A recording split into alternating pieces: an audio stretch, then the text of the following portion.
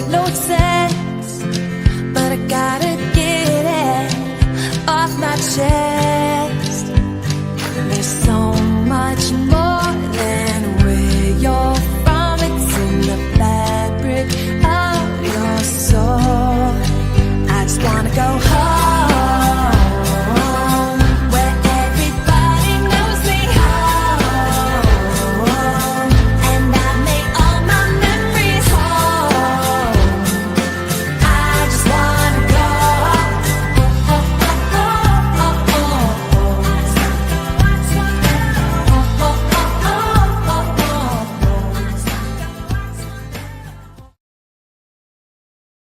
Hey everybody, come on into the Cajun cooking experience. This is Spuddy tonight, and I found somebody that came all the way from Denver, and his name is Adam, and he's the son-in-law of Mr. Chuck Bravois, who's here in the live audience tonight.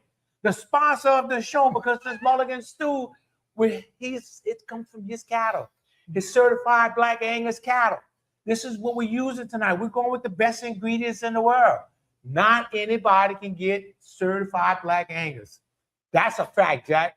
What you think about that, Adam? I like it, man. Adam, we're getting a lot of smoke over here. So one of the things you can do is take this nice Black Angus meat and you're going to put it into this pot. Right on. Okay? Yep. And what we want to do now, oh, Roy, what's happening, brother? Oh, I just said, Tim. What am I using? This guy? Yeah, just go ahead and put it in there. What I want to do now, I want to start frying this meat down because it's going to add some flavor to our stew. One of the things I teach people when I do my cooking class and do my Cajun cooking experiences, especially for gumbos and stuff, cook the meat down a little bit. Bring out that extra flavor. We're not going to cook it all the way. We're just going to brown it so we can get some extra flavor. What you say, Luce? And so, man, tonight a Mulligan Stew. This was done by high request.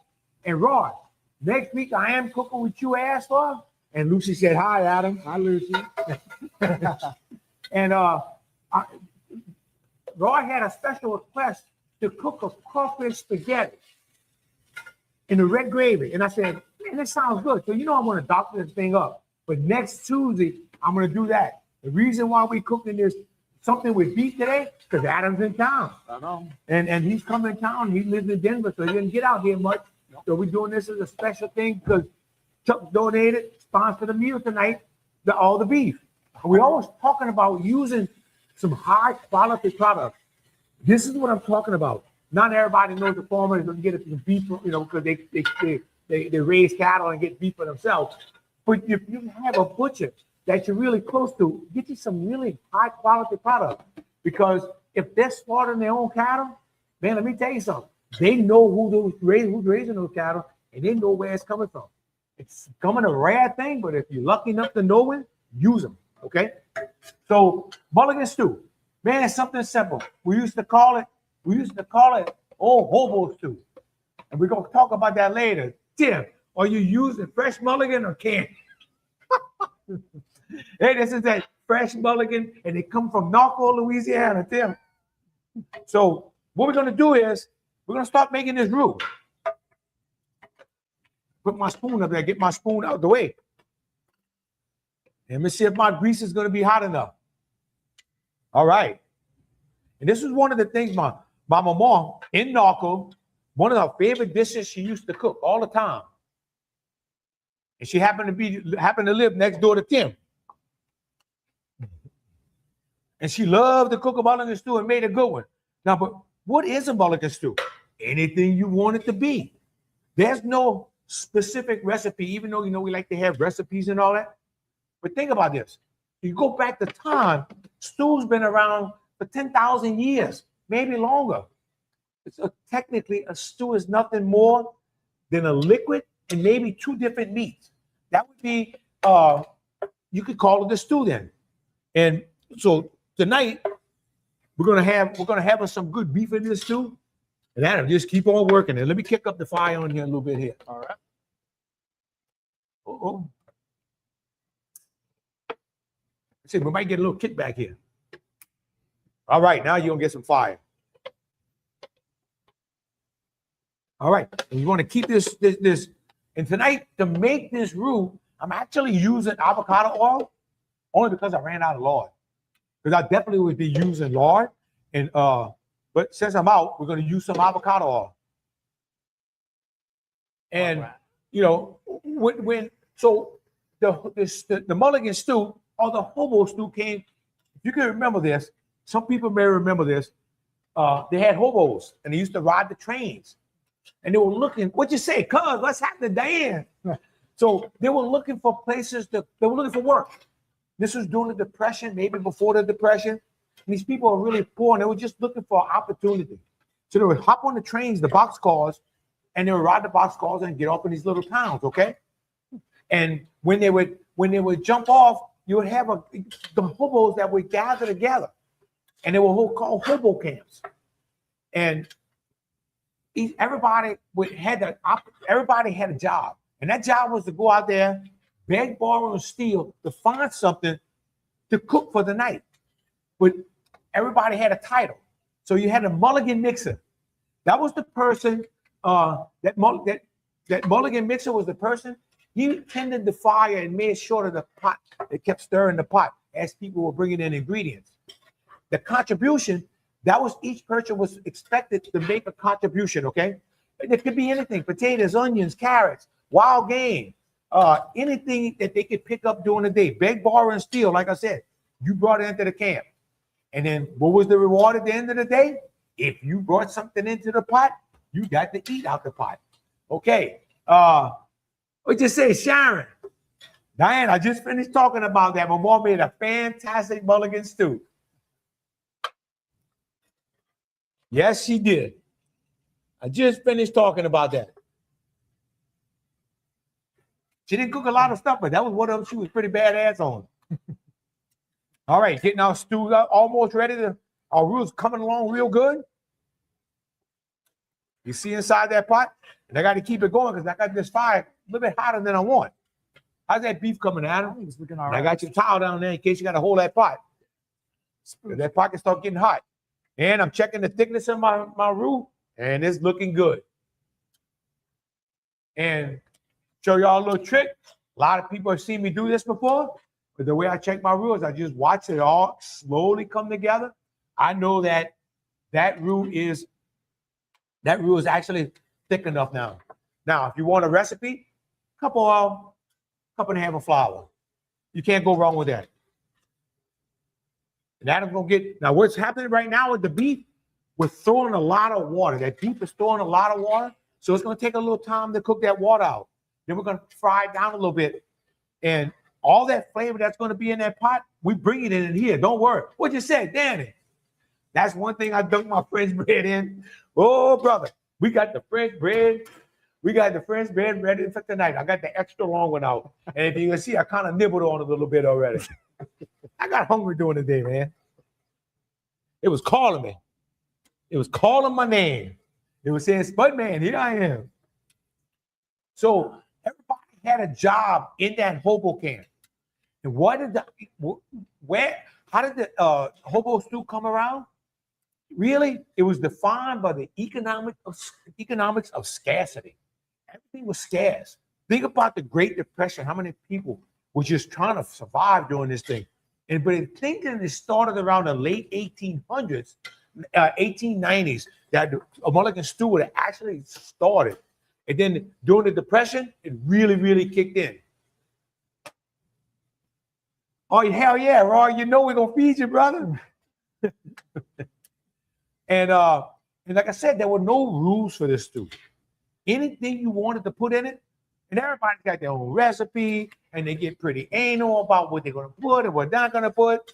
And I've had people tell me, that's not what you put in the Mulligan Stew, and you can't put that in there. And, man, it's anything you want to put in here. You do you. Always do you. Ryan, Adam needs a bigger pot. Hey, I figure he comes all the way from Denver. I'm going to pressure him a little bit. Yeah. Because his father-in-law is always bragging how good he cooks. So I'm giving him the test. Now, Adam, if your towel catches on fire, just don't worry about it. I won't. I will figure something out. Lucian, I knew I smelled something good over here. Hell yeah, and I said to Barry, man, I wish this rain would slack off. We're doing charbroiled oyster tonight. Charbroiled oysters in the rain. Dino, what's happening, my brother? All right, this stew is coming. That maru is getting to be a really, really nice color right now. This roux is coming out like perfect. So, and you know, there are a lot of times, let me tell you what people's chickens would disappear because you know they were out there looking for stuff to put in the mulligan stew. If they stole your chicken, that was fine. If you gave it to them, that was nice. If it happened to be loose out the yard, you lost that chicken. These people had to survive. They take a few onions out your garden. They weren't going to rob your garden blind, but they were going to maybe go borrow something. And I'm sure if you'd wanted to go eat at the Hobo camp, sure you could. I'm sure they would have invited you since you did contribute to the pot. And this is actually one of my favorite stews. You don't hear people cooking this a lot. When we were coming up, Daddy worked construction. There were a lot of pink slips in my house. This would have been one of the meals that Mama would have cooked. And you basically just make it with anything. Like I said, you watch it, making it with leftovers. Kevin Begner, watch it from New York. Man, look, this show is from all over the world. Kevin, glad to see you tuning in from New York, brother. And this week, Monday, I had a young couple. They were actually from the UK. And let me tell you something. I went to a tourism conference yesterday. And one of the things we talked about, people all over the world, what they love about Louisiana, especially South, especially the whole southern part of the United States, South Louisiana, is because people are friendly. And people come on vacation from overseas, they like to be around friendly people. And people, I like to go on vacation. I love to be around people that are friendly and genuine. And another thing is they're looking for experiences. And that's what this young couple was telling us. We're not out there just to stand alone and follow the leader. We want experiences. We want to experience what we're doing. And this is the new thing, the hot thing in tourism today. And that's why I do the Cajun cooking experience. It's all about the experience. It's not about the cooking. How's it coming, Adam? I think it's looking all right. Is this too hot? No, you're doing good, man. Keep moving it around. Oh yeah, just keep it moving. What we want to do is cooking that water out. We're bringing some good flavor out of there. Now, one or two, I could have seasoned this meat before, but I didn't. Why didn't I? I forgot. We lost electricity. I almost didn't go on tonight. We lost electricity over here for a couple hours, and that's when I was supposed to season that meat. But I didn't want to open it. I had it in the fridge, and I didn't want to open that to heat up anything in the fridge. Another thing, and then if you had this without meat, if you had a mulligan stew, call it what you want, but if they didn't have meat, it was called the beggar stew. And then, if you were in the camp and you didn't contribute anything to the pot, you'd be begging for something to eat, begging something out of that pot. You would get that stew without meat. You wasn't gonna get that meat or vegetables or anything that people hustled while you didn't contribute. No contribution was no excuse. And then during the day, they'd go around looking for odd jobs, trying to make a couple nickels. Times were hard. They were just trying to survive. Lucy, as opposed to like vacation with unfriendly people. There you go. And nobody wants to take a vacation with unfriendly people or go see people, go visit a place where people are not friendly. That's right. Because I see a lot of people through this place doing the Cajun cooking experience and also on my bus tours. And I'll tell you, a day on vacation, very seldom you're going to come across somebody that's just not happy. And if you're on vacation and can't be happy, I don't even know what to say about that. And I'm the happiest sucker when I'm on vacation. Oh, Bones, what's happening, my brother?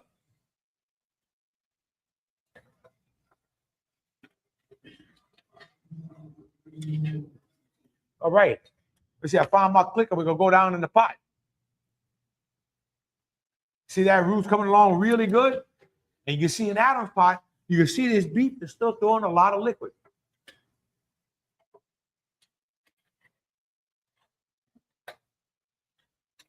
And since Adam, since this cow belonged to your father-in-law, I guess this would be part of your inheritance. I would think. Yeah, yeah, that's what I'm talking about. Well, you know, I guess I don't know. Is that up to Mr. Chuck or is that? I guess we have to ask the boss here. Yeah, yeah. That's just a little piece. It's an advance on the inheritance. There you go.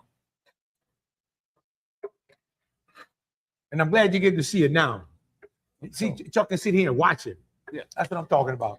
100%. So Adam, what's life like in Denver right now? It's pretty good. Weather's been nice. Weather's been nice. It's been dry, but we're actually starting to get a little bit of rain. Okay. So summer started. Kids are out of school. Pool's open. So life is good for the most part. High temperatures right now. Nothing like that. Like maybe 85. 85. Yeah, we can go 80 of the humidity. We might have been 85 today. We had 85% humidity with it too. Yeah. And the only reason we were 85 because it was the rain. Oh, Roland, what's happening, brother? Nothing like that. It's been pretty dry. They got water restrictions and so on and so forth. Yeah, that we don't have. You guys definitely don't have this. No, we don't have water restriction at all. No, it's pretty good. Right now we have heavy water flow. Yes. Yes. But, Send some of that up our way. It happens when you're below sea level. Yeah. Thank you, cuz that roof is looking really good. So now I've got this roof perfect. I mean, it is perfect right now. And I'm laughing because I had a young couple in here the other day, and this is everybody that comes through my Cajun cooking experience. And when they're making the roof, there's what the number one thing they're surprised of is how long it takes to make that roof. So they're going through this, and man, they're making their roof, and about halfway through, you see them starting to switch on. You see them starting to rub. They say, man, and I go, you almost finished, right? They go, yeah, I think so. No, you're not even close. And man, you can see the look in their face. And then what they don't realize is making a roof takes a little time, but if you take your time making a roof, it's going to give you an awesome dish. And they find that out when the gumbo is finished. They're making the roof for the gumbo, and that gumbo comes out awesome. But not only that, they made it. They cooked it. Oh yeah, what's it looking like, Adam? What you think? We looking good? Smells incredible. That smell will be here tomorrow morning. Tomorrow night when you come back to eat this again, it's still gonna be in here. You don't find that in Denver, Mr. Spud. I can tell you that much. So you wouldn't find this kind of food in Denver? No. Not that I've found at least. Okay. Not yet. I've been out there for 12 years or so, but no. Nothing like this. Nothing like this. So we definitely have a unique way of cooking, a unique way of food culture. 100%. Very unique. And Adam, if that spoon gets hot, I got another one over here for you. It's good. I think it's doing all right. It's Okay. doing all right. Starting to cook down. So let me know when you need me to hit it with that broth. We good. So yeah, one of the things when people come through and do the Cajun cooking experiences, they're saying, oh, we can't get this. So I'm teaching them how to cook a jambalaya, but of course they can't get the ingredients that I have for the jambalaya. Yeah. So then I tell them, well, you have to do you. You have to be able to work in your environment. You can make a jambalaya in Denver. Yeah. You have to use the ingredients that you use. You can get pork. Yep. You can get chicken. Yep. You can get a good sausage. Yeah. You can make a jambalaya. Yeah. If you have a good sausage and you can get a good sausage with some good smoke on it and some chicken, you probably can make your gumbo because you're not going to find a good one to do it. Yeah. No. We've tried that before and it's not working. Huh? Not working. All right. So now we're cooking down them onions. And one of the things, Adam, I like to do is cook those onions down on the roof. It helps. You got to bring the sugars out of those onions to get every bit of flavor. You want those sugars to be in that dish. Yeah. Okay. Some people just take the onions, just throw it in the boiling water. You're missing out on a lot of flavor. Another thing I do, you see where these onions are cut pretty big. Yeah. I don't like fine cutting them because you lose too much juices. I like to cut them big and just let them cook down in my stew. Yeah. That's a personal preference. If you like them fine cut, like if I had my sister here, I'd have to cut them where she couldn't see him. Yeah. Yeah. She can't see all that. That's right, Diane. On in Louisiana, baby. Okay. And I got to bring a little mushrooms because in a hobo stew in Louisiana, if it had been at the right time of the year, they don't get some of the fresh mushroom from behind the levee. and put some of the mushroom in their stew. Guarantee you that. I'm gonna bring my bell peppers in. We're starting to bring all our stuff in now. Man, that smells great. All right, you starting to fry down a little bit, Adam? Yep. We're getting there. All right. That sizzle was what's bringing the flavor out in that meat now. Yep. Now, we're not going to cook this. Yeah, Diane, that's right. Feed it. We're not going to cook this down, cook that meat down all the way. We're just going to get that little crisp on it. That's going to make a difference in the flavor of your stew and the flavor of the meat. Now you can give that pot a little bit of loving, Adam. Yep. See, I taught him this before the show, but I said give it a little loving. Put a little stock in there. A little bit more. There you go, buddy. All right. I'm going to switch spoons on you here now, Mr. Spuddy. Use this guy. There you go, man. Guy getting a little bit hot. Getting hot. You know what they say about the heat in the kitchen, huh? What was that? Can't take the heat in the kitchen. Get the hell out. That's true. Yeah.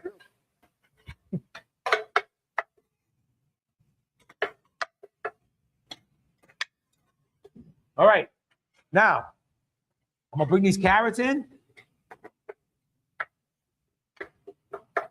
And we get ready to bring the stock in. And I've got green peas put in there. I've got some lima beans to put in. And I've got some green beans to put in with my carrots. And of course, you have potatoes. You gotta have the potatoes. Diane, love the taste of oyster mushroom. Oh, hell yeah, Diane. You got that right. Okay, here we go with our stock. Now we're gonna start turning this thing into a stew.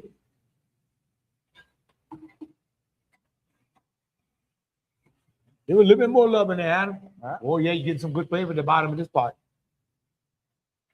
Good, like that. Now we get ready to bring this meat into this pot right here. All right. Because it's gonna have to start cooking in here. All right. You see that little gravy?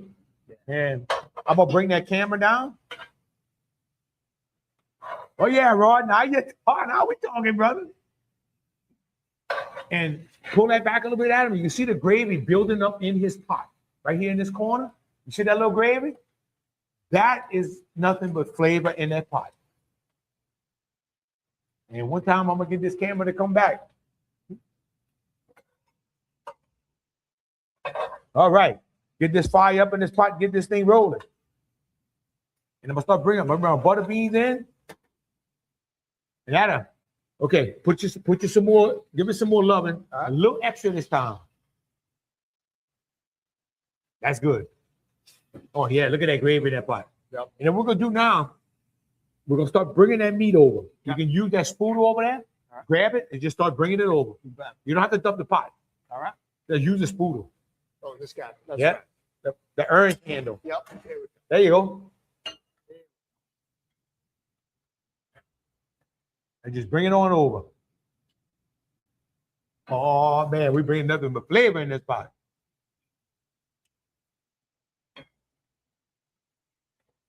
And the reason I had him to put a little bit extra liquid in there, so we don't start burning the stuff in the bottom of the pot. What'd you say, Trey?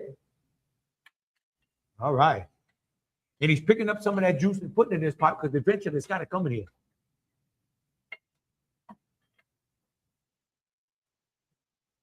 Getting your little workout, Adam. A little bit. And I'm gonna bring my peas in right now. We want all this stuff to start cooking in here now. And my green beans. And I like to throw a little rotel in here. If you had some fresh tomatoes, something like that, you can put that in there. It's not a problem. Or big vegetable soup with a roux.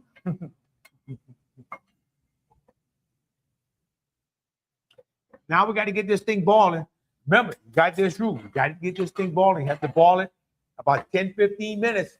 Get these starches and enzymes out this flour, or else you're going to get that gritty taste in here, okay? Is that pork meat? No, roll it. You missed that part.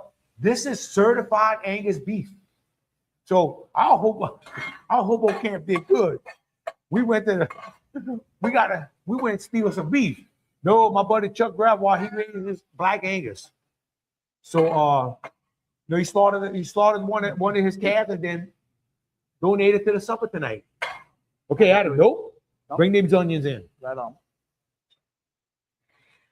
Now, the onions gonna help pick up all that flavor at the bottom of this pot. All right. Now, Roland, if you wanted to bring pork in here, that would not be a problem. Because in your hobo stew or your mulligan stew, anything goes in here, whatever you have. So when they say this is a poor man's stew, that's no lie. Now, you see how we're picking all that stuff up the bottom of that pot? We want to cook those onions down good, well in there. Those are just straight up onions and what? Oh, just straight Up onion, and every now and then you'll give that pot a little loving. That's going to help bring all that stuff out the bottom. You want me to hit it? Yep, a little bit. There you go. And that gravy, that's good. You're plenty good. Now that gravy is gonna start getting, you'll start getting the brown gravy when you do that. See it? Yep. All right.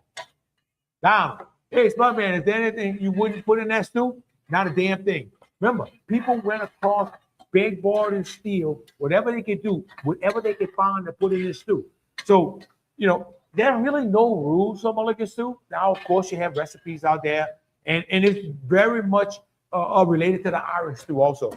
But there's a lot of rules out there. You know, you can only put this in the Mulligan stew and that, but the true Mulligan stew, the one they call the hobo stew, no, anything. They had stuff in there that whatever they had, that's what they put. Some of them even had corned beef in it, canned corned beef. Now, once the hobo is established in a little area, they got established like a little settlement. They call them hobo jungles. That's the first time I heard that. And their stew pot, they would hang the stew pot over the fire. That was really the cornerstone of the whole camp, because that stew pot means you were going to eat that night. That was the main thing with that stew pot. Once this gets back to a boil, we'll start getting all these vegetables tender in here, okay? It's amazing. That's a good stuff, huh? Man, it smells incredible. You need me to hit this again? Oh, yeah, give it a little loving. See all that stuff at the bottom? That's what we're trying to pick up. There you go. Oh, man. No sausage don't do it? I'm going to tell you what I did, Roland. I didn't add any sausage or undo in here, but something I did when I made my stock, I bought some smoked turkey necks in it. So I had some smoked turkey necks ready, all ready to go at the end of the stew. I can put it in there. So that, and there's just something different, okay? And you can see in Adam's pot, you see that gravy? But if you want to put a little smoked sausage, want to put a little undo it, absolutely. I wanted a little smoke. I've got a lot of stuff going. I've got a lot of ingredients going in here. So I just didn't want to keep adding ingredients. I didn't want to overfill my pot. So what I did, I bought those turkey necks on the side. We're going to use those turkey necks. That turkey necks actually giving us our smoked flavor and some good flavor out of those smoked turkey necks. Hey, Laurie, Greg, Mulligan Stew's funny. You got some Irish blood in you? That's about the only damn blood I don't have. But I'm sure somewhere I can find some, though.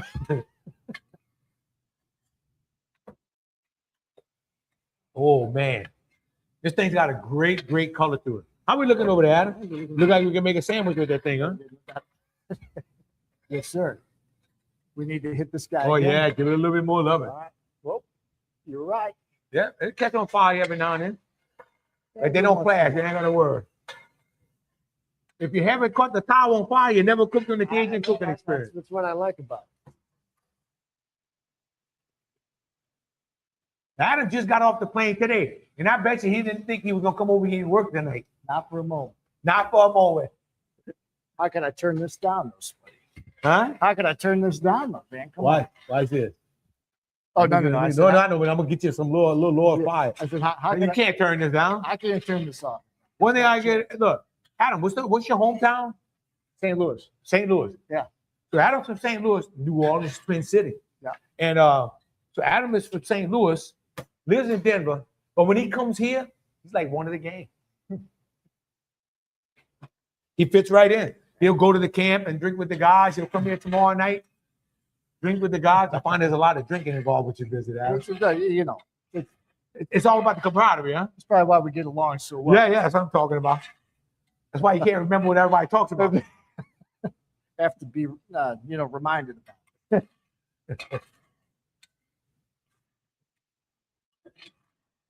And Adam's wife, Dr. Renee, and my daughter graduated together. So, and I'm gonna tell y'all a story. I was here one Christmas and I dropped some candy yams on my arm and burned my arm. I should have been in the burn unit. I mean, it was that bad. Yep. And she just happened to be in town. And I was cooking a gumbo for Chuck's family. Chuck called to check for his gumbo, and I told him I burned my arm. His daughter came over here, Adam's wife, and he took care of me on a Christmas day. Because if not, I'd have had to go to the burn unit for that. And she even told me, you should go to the burn unit. I said, well, I have a doctor here. I don't need it. That was probably dumb, but I took care of it. That's the first time I met you, Mr. Spuddy. That was the first time you met me with that burned up arm. That's I was smoked, man. Greg, I guarantee you, you have more flavor in that pot than the traditional Mulligan Stew. That's the idea behind it. That's the idea, my brother. And there's some of them shallot tots. Oh, yeah, bring all this flavor in. All right, Adam. We're looking good, man. That's it. Just keep them onions rolling. Getting all that flavor out the bottom of that pot. And Diane, friendly people here, you got that right. You agree with that, Adam? yes, sir. I was telling somebody today, that's our number one. I was saying it even earlier. That's our number one feature in the South and in Louisiana. Yep. How friendly everybody is. Yep. So if I go to Denver and I just walk in the street and I just start trying to carry a conversation with somebody out the blue, Yeah. that will work? Might be a little different. Might be a little A different. little bit different. A little bit more transient. You never know what you're going to find on every street corner. They're going to think there's something wrong with me. Yeah. I don't. But yeah, it's a little bit different environment. No doubt. Different neck of the woods. No doubt, Adam. Donna, would you use wild game or neutral? So back in the days of the hobo camps, they did use wild game. Wild game was common. Would they use neutral? I guarantee you, they didn't have neutral until after I think the 40s in one of the hurricanes. But if they had neutral back then, they would have used it because they used possum. Possum was one of the meats they would have used in it.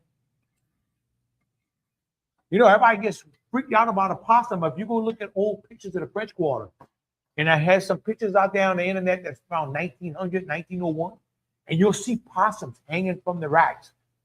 If people would go there, they'd be gutted, feet on, head on, everything, all the fur still on, and you can buy them like that.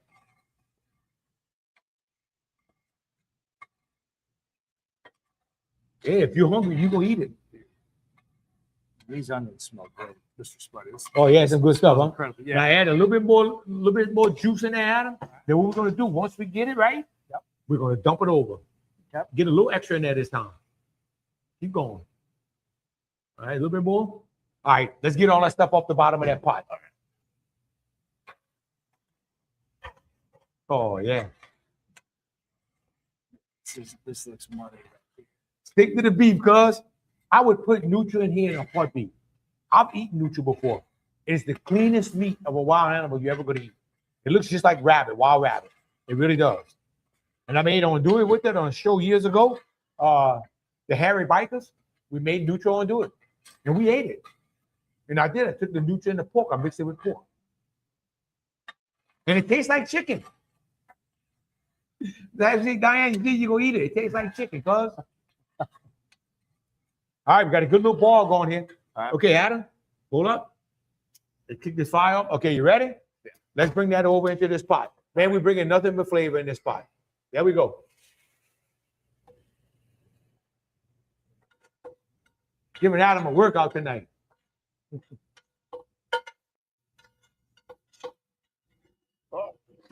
Oh, I don't know what's happening to the sound there, cuz. Oh, hold up. All right, now put it back on the burner. All right. Bring some more of that stock in here and rinse all that out, and we're gonna bring the rest of that in here. All right. Bring a good bit in. All right, a little bit more. Yeah, I take your spoon and just swish it around real good. Oh yeah, take it. We're not leaving that sound. We're not leaving this flavor behind. No way. Thank you, cuz. Man, this thing is coming along good. Now we're giving our vegetables a little time of cooking. You see, I have the potatoes. Now I'm using red potatoes and also the Yukon Gold potatoes. I love those Yukon Gold potatoes. They just have like this little sweet flavor to them. It's a good potato. All right, bring it over, brother. Yep. Let me see that on the top. Oh, there you go. One thing about it, you don't have to worry about the thing catching fire anymore. Turn the fire off. Try. It's Okay. it back on. Keep it. A little black pepper. A little cayenne. Now y'all know, look, Chuck is the sugarcane farmer. Family been in sugarcane business how many years, Chuck? 100? Getting close to 100 years. What would I be tonight? What kind of partner would I be tonight if I didn't bring a little sugar loving into our pot? You got it? And look, you put a little bit in your finger. It's good stuff. Diane, if you wanted to put more tomato in here, absolutely. Remember, they went around looking for anything they could put in here. So this time of the year, they grab some tomatoes out the garden and put those tomatoes in here. So no doubt about it. Now we're gonna add a little salt. Okay.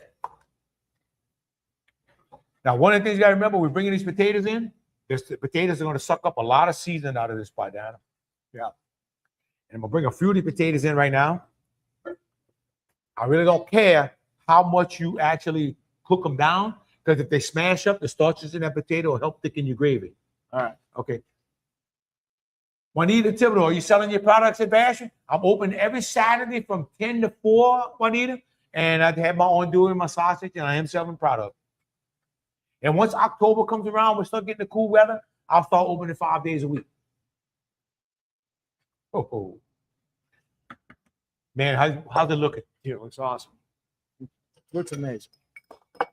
So what I want to do now, I just want to get a little flavor for seasoning. This is it. There you go, Adam. You're going to get some too, brother. All right. And all we want to taste for is salt and pepper right now. And you look at it, consistency's coming along real good. Now, it's going to be a little thin right now. We want it, you're just going to let it reduce. And I'm going to cook this again some more tomorrow. I'm going to let it cook some more. And tonight, we're going to reduce it where we get a nice thick gravy. Remember, whatever we eat tonight, it's going to taste a hell of a lot better tomorrow. Yep. Ooh, man, this thing is coming along. What you think? We got a good meal tonight? Yeah. That's what I figured. No doubt about it. Okay.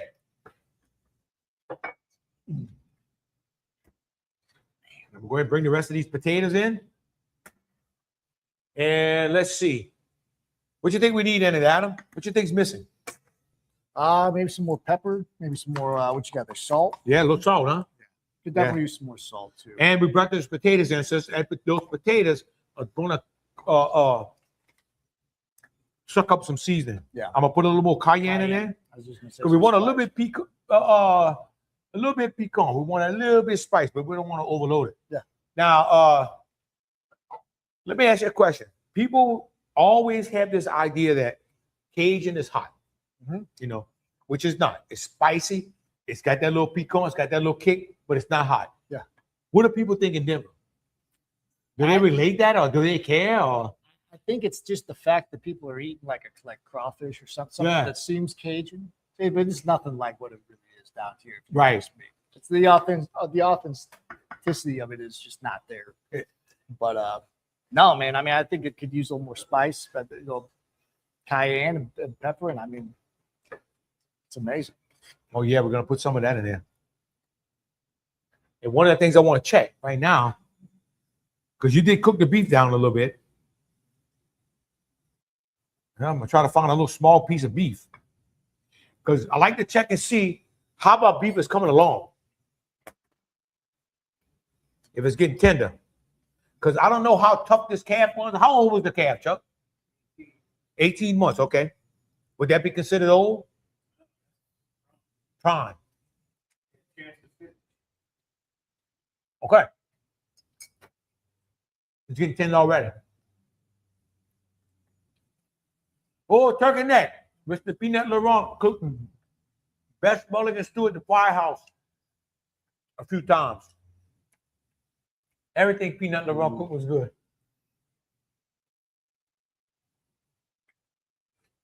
What you say, Cause? That's not too hot for you, huh?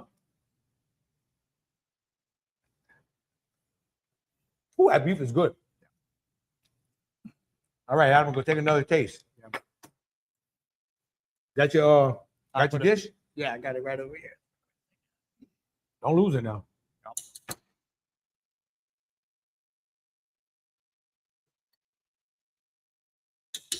All right. All right. What's up, Hollywood? Hollywood, I got your buddy Chuck Brown in the audience tonight. Yeah, that was good. It's starting to come along, huh? No doubt about it. It could use a little salt. The pepper's starting to come around pretty good right now. Use a little bit more salt. And you see, we're not bringing a lot of salt in this thing. A little bit more cayenne, not much. A little touch of black pepper.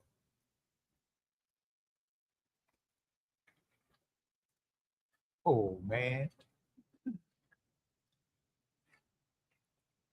Hollywood, that's Chuck's son-in-law, Adam. Oh, Sheriff, what's happening? Don't forget my 2 places to go, buddy. You got it. Got to keep the sheriff healthy, keep the crime down. A healthy sheriff keeps the crime down.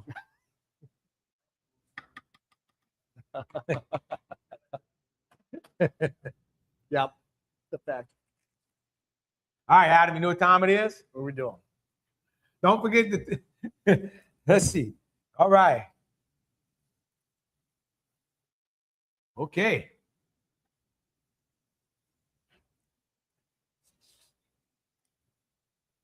Oh, man.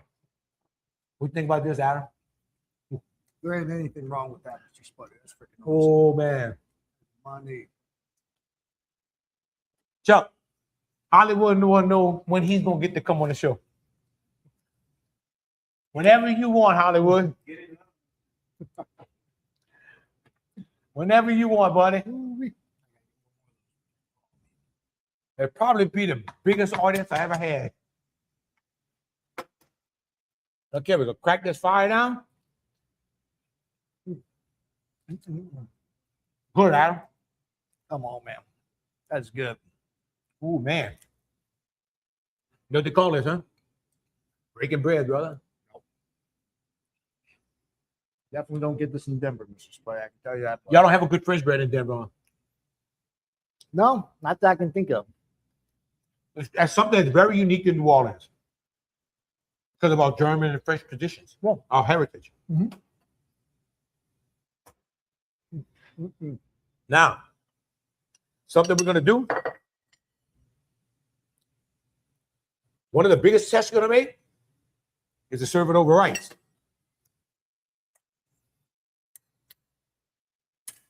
Okay. And that's not going to work. Let me get a bigger spoon. And you just grab some with your spoon, right? Okay.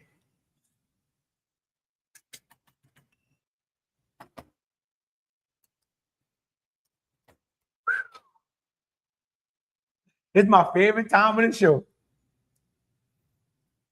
You need that spoon? Go ahead, brother. Wait, got it right there. There you go.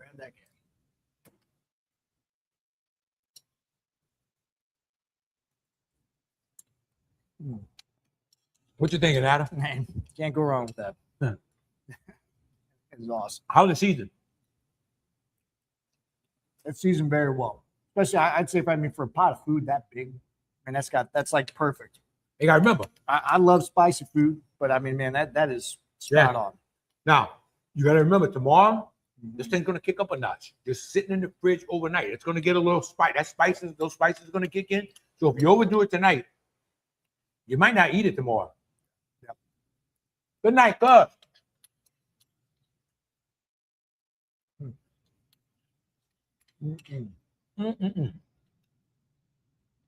Thank you, Claude. And look, brother, always welcome to come get that plate of food. Unbelievable. Ooh, meat's got tender.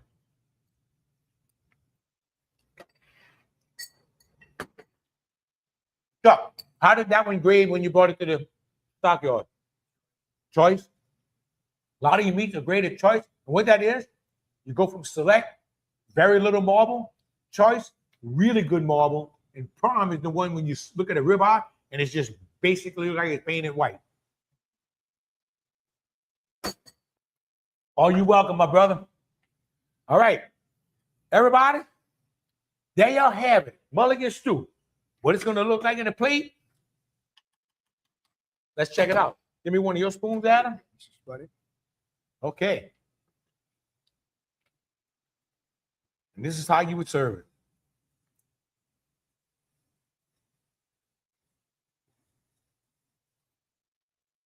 Oh.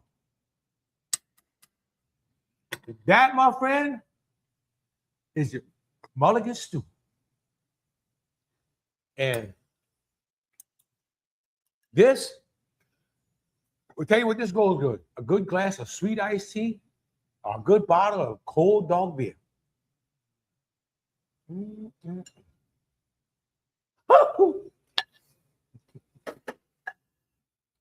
Y'all, this stuff came out good. So thank y'all for tuning in tonight. Remember, next week, we're going to do, we're going to do a crawfish spaghetti. I've never done it before. Got a few ideas going around my mind. But one of the things I have in my mind for this is that when you make a crawfish bisque, you always take about a pound of the crawfish tails and you grind it. Pass it through the grinder with some seasoning, and you let that cook into your gravy. That spaghetti is going to have that, along with the crawfish tails, and maybe if I have time, make a few little boulettes to put in there. So little crawfish balls. So I've got some ideas going around with this crawfish spaghetti because I want to put it on steroids. I want to supercharge it because I'm just not going to do it just plain old crawfish spaghetti. Adam, what you think? Everything came out all right tonight, brother? Amazing. Enjoyed being on the show? Absolutely. Shit. All right, my brother. Oh yeah. Man. Shit. All right. Thank y'all. All right, Kevin, you're welcome. Thank y'all for tuning in tonight. We're gonna and next week we'll see y'all for the crawfish spaghetti. God bless y'all. Love y'all, and y'all have a great week. Let me kick it off there, Adam. I don't cry when it rains no more, or I get dirt on my shoes. I don't mind climbing 8 more floors, 'cause these stairs are all here